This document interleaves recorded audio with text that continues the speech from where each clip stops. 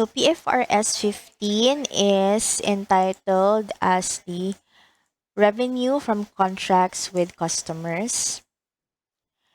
So this is a new global standard or global framework for revenue recognition. But before we go to the specifics of PFRS 15, so let's have a quick recap of the definitions related to revenue recognition. So, revenue is defined as income in the ordinary course of business activities, and income refers to the increase in economic benefit during the accounting period in the form of an inflow or enhancement of asset or decrease in liability that results in an increase in equity other than contribution from equity participants. So when we talk about revenue, so that is solely for the income from the ordinary course of business. Then what is PFRS 15? So this standard applies to all contracts with customers except leases under PFRS 16, insurance contracts under PFRS 17, and we have financial instruments under PFRS 9. So again, the PFRS 15 is a new global framework for revenue recognition. Entities that sell products and services in a bundle or multiple deliverables or those engaged in major projects could see significant change in the timing of revenue recognition. So entities likely to be affected by this new standard would be those that are engaged in telecom, software engineering, construction, and we have the real estates. But for other industries, it will be business as usual, as in the case of merchandise in ordinary course of business. So meaning, those engaging in merchandising, dili sila affected aning standards. But those which are engaged in telecommunications, creating softwares, engineering, and so on. So they may be affected with this PFRS 15. So the core principle of this standard is an entity should recognize revenue in a manner that depicts the pattern of transfer of good or service to a customer. Second, the amount recognized as revenue should reflect the consideration to which the entity expects to be entitled in exchange for good or service. Okay, so again, for the first one, the recognition of the revenue should depend or should depict what is the pattern of the transfer of goods. So, dapat depende siya kung giunsa man pag balhin, pag-transfer ang title from the seller to the customer. And the amount recognized as revenue should reflect also the consideration that the entity expects to be entitled. So depending on whether certain criteria are met, revenue is recognized at a point in time or at a particular date when control of the good or service is transferred to the customer. Or it could be over time or over a certain period in a manner that depicts the entity's performance.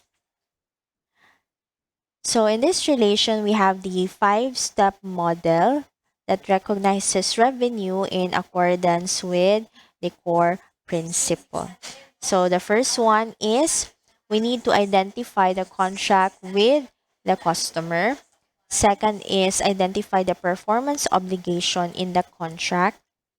Determine the transaction price, allocate the transaction price to the performance obligations in the contract, and recognize revenue when or as the entity satisfies a performance obligation. So these are the five steps involved in the recognition of income. So again, we need to identify the contract, the performance obligation, transaction price, and allocate the transaction price to the performance obligation identified in number 2, and recognize revenue when there is already performance of the obligation. So let's go to each of the steps. For the first one,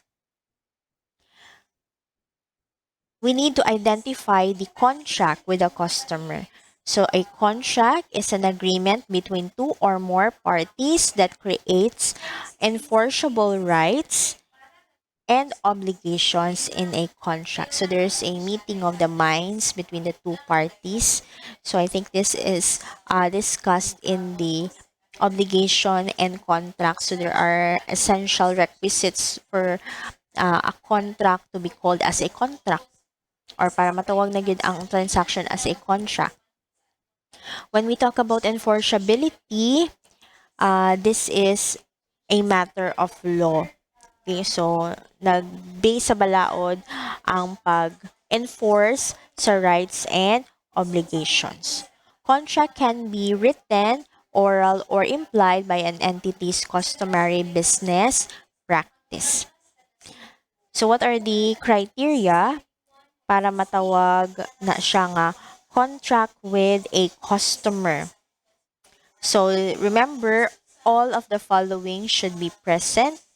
So parties to the contract have approved the contract in writing, orally, or in accordance with customary business practice. So there is consent.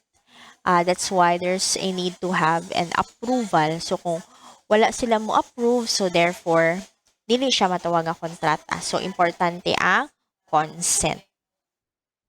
Rights and obligations of the parties in the contract can be identified. It's important to be clear what should be done and what should be fulfilled by each of the parties. Letter C, the payment terms in the contract can be identified. So this is also one requisite according to the law on obligation and contracts, wherein aside from the consent, there should be consideration. And in relation to the consideration, so dapat clear sad ang payment terms, how it's going to be paid. And last, the contract has commercial substance, wherein commercial substance mean that the entity's cash flows are expected to change significantly as a result of the contract. And finally, the collection of the consideration is probable. So kinahanglan, most likely makolect gud ang consideration, most likely than not. So generally, contracts should be accounted for separately. So lahi-lahi nga contract, dapat lahi-lahi ang accounting. But there are also times wherein you can combine contracts if any of the following is satisfied. So any one man siya. So bisag asa ani. So first is contracts are treated as a single package. So if this is checked, then pwede siyang makombine ang contracts. Second is consideration in one contract depends on the good or service of another contract. Therefore, if this is present, then you can also combine the contracts. And last, goods or services in the contract relate to a single performance obligation. So meaning, duan siya. So, one performance obligation would be required for both of the contracts. So, usaray pwedeng buhaton niya ma-fulfill na itong duha ka contracts. Now, let's go to the second step. So, identify the performance obligation in the contract. So, what is a performance obligation? It is a promise to deliver a good or service in a contract with a customer. So, di ba, nag-agree naman mo sa customer kung unsa man ang kontrata. Is it a sale of good or is it a sale of service? So, na-identify na ang contract. Second is dapat clear sa inyo ha, unsa may dapat buhaton sa mga parties. So, specifically, unsa may dapat nga i-deliver nga good ni seller padong ni customer, unsa may dapat i-perform niya nga service with the customer. A promise constitutes a performance obligation if the promised good or service is distinct. What if wala pa man siya na fulfill? So there's only a promise, di ba? Kay promise to deliver man ni siya. So matawag na siya nga performance obligation kung ang good or service kay distinct. Okay? So how do you know if it is distinct? Nga promised good or service? If the customer can benefit from the good or service, and if the entity's promise to transfer the good or service to the customer is separately identifiable from other promises in the contract. So you have to take note that both of the criteria should be present to be considered the good or service as distinct, which is also a requirement para matawag na siya nga performance obligation. So if any one of the two is not present, then dili matawag nga distinct ang promised good or service. So kung dili siya matawag nga distinct promised good or service, so therefore dili po nato siya ma-identify as saka performance obligation. So what are examples of distinct good or service? We have sale of finished goods produced by a manufacturer, or it could be a sale of merchandise inventory by a retailer, constructing, manufacturing, or developing asset on behalf of a customer, as in long-term construction contract, granting license or franchise, or it could be performing a contractually agreed upon task for a customer like bookkeeping service or payroll processing service.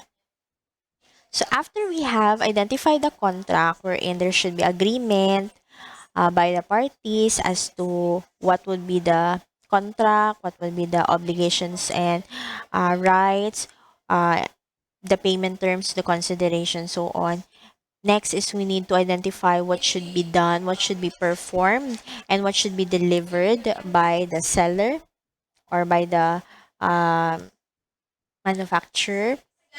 Next is we need to determine what would be the transaction price. Of course, dapat may bawaan ang atoang consideration. So, the transaction price is the amount of consideration in a contract to which an entity expects to be entitled in exchange for transferring good or service to a customer. Of course, dito mo enter og sales transaction or performance of a service kung wala tay gi-expect nga madawat, di ba, from that transaction. So, naaman dyan na siya consideration nga ma-receive. So, that is called as the transaction price. So, it is adjusted for the discount, rebate, price concession, return, performance bonus, penalty, and other similar items.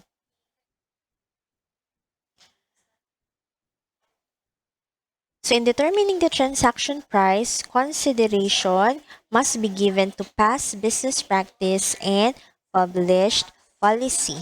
So factors that might affect the transaction price are as follows. If there is a variable consideration, meaning lahi-lahi ang ihatag, dili po nga kalang lahi-lahi yun, but siya, variable in the sense that it is dependent on a certain event, okay, at or dili pa jud siya ana ka-fix.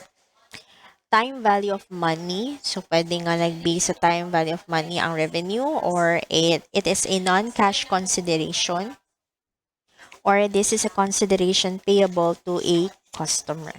So what is a variable consideration?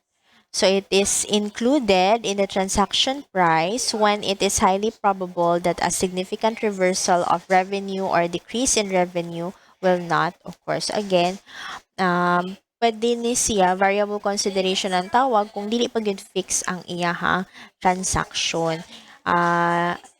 Transaction price nga dili pa nato ma-recognize dayon-dayon ang total nga amount kay naapay condition kung asa dependent ang recognition sa atoang revenue. For example, if an entity has a contract to sell through a distributor, the distributor has the right to return if it cannot sell a product, and the entity recognizes revenue when the distributor resells the product to ultimate customer. So, under PFRS 15, the entity can recognize revenue when goods are sold to the distributor based on the number of units sold less the units expected to be returned. Kay kung naapay mga expectation for return, so dili pa na to ma-recognize tong portion sa revenue kung asa man, kung portion sa revenue belonging to the expected units to be returned. Kay ano pa man siya, dili pa man siya sure kung mahalin ba tanan kay naaman tay expectation nga na ay mga items nga iuli pa, especially when the distributor has a right to return, meaning pwede pa niyang iuli ang items pag dili mahalin, diba? Pag dili niya mahalin. So, kalus araman niya ma-recognize ang revenue kung mahalin na. So, sure ba ta nga mahalin talan sa mga ultimate customers? So, dili pa. So, katong portion nga gi-expect na to nga mabalik. So, dili pa nato siya ma-recognize dayon as revenue. So, that's why matawag siya variable consideration. Then, the second one is the time value of money. So, the time value of money, with regards to the time value of money, so if the contract has many significant financing component, consideration should be adjusted for the time value of money. So, katong mag-compute ta og present value factor, which is already discussed in intermediate accounting, di ba? Unsang pagkuha sa present value of 1, present value of ordinary annuity, future value of 1, future value of ordinary annuity, na pa yung mga annuity dues. So, revenue is measured on the basis of the cash selling price. So, the difference between the total consideration and the cash selling price is accounted for as an interest income. So, ang kalahian aning consideration of selling price, interest income. However, if the contract period is less than 1 year, then we will not consider the time value of money. So, pag dili siya kabot og 1 year, pwedeng dili na ta mag-compute og present value factors. The third one would be the non-cash consideration. So, this is measured at fair value. So, what is non-cash consideration, ma'am? So, instead of paying us cash, the customer will pay us land ba na siya, building, or equipment baka na siya, or inventory. So, pag non-cash ang ato ang madawat in exchange for the delivery of goods or service, then we need to measure that item at fair value. If the fair value cannot be reasonably estimated, the standalone selling price of the promised good or service is used. And then the fourth one, we have the consideration payable to the customer. So the entity needs to determine if the consideration payable to the customer may result in a reduction of the transaction price. So this includes vouchers, coupons, and volume rebate. So this may result in reduction of the transaction price. So dapat na siyang i-consider.